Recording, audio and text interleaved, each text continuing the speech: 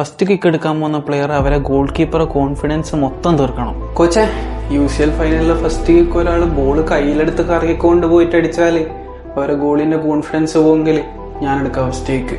നമുക്കൊരു right winger വേണം first ലെവലിൽ. പക്ഷേ റൈറ്റ് വിങ് മൊത്തം ഓടി നടന്ന് പ്രസ് ചെയ്യേണ്ടി വരും. ഞാൻ ഓടി നടന്ന് കളിച്ചോളാം. കർവഹാലും നാച്ചോ ഇഞ്ചേർഡ് ആണ്. നമുക്ക് റൈറ്റ് ബാക്ക് കളിക്കാൻ ഒരു പ്ലെയർ അർജന്റായിട്ട് വേണം. കോച്ച്, ഞാൻ റൈറ്റ് ബാക്ക് കളിക്കാം. കോവിഡ് ആയതുകൊണ്ട് ക്ലബ്ബ് കുറച്ച് ഫൈനാൻഷ്യലി സ്ട്രഗിൾ ചെയ്യുന്നുണ്ട്. ഇപ്പോൾ കുറച്ച് പ്ലേയേഴ്സിന്റെ സാലറി കട്ട് ചെയ്യേണ്ടി വരും. എൻ്റെ പേ കട്ട് ചെയ്തോ? പ്രശ്നമില്ല.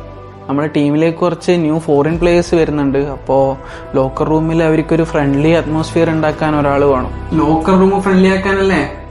നമ്മളെ ഫസ്റ്റ് ലെവലിൽ ഇപ്പോൾ കുറച്ച് നല്ല പ്ലേയേഴ്സ് വന്നിട്ടുണ്ട്. അപ്പോൾ ഇനി തൊട്ട് നീ സബ്ബിലിരിക്കേണ്ടി വരും. ഞാൻ സബ് ഇരുന്നോളാം കോച്ചെ, പ്രശ്നമില്ല. സാറേ, നമുക്ക് കുറച്ച് പ്രീമിയർ ലീഗ് ക്ലബ്ബിൽ നിന്ന് ഓഫേഴ്സ് വന്നിട്ടുണ്ട്. ഇവിടെ സബ്ബിരിക്കുന്നതിനെക്കാട്ടി നല്ല അവിടെ പോയിട്ട് ഫസ്റ്റ് ലെവലിൽ കളിക്കുന്നതല്ലേ.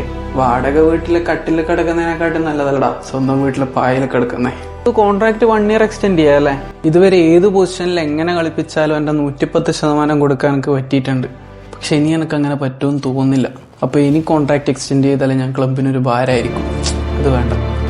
I never said thank you. And you'll never have to.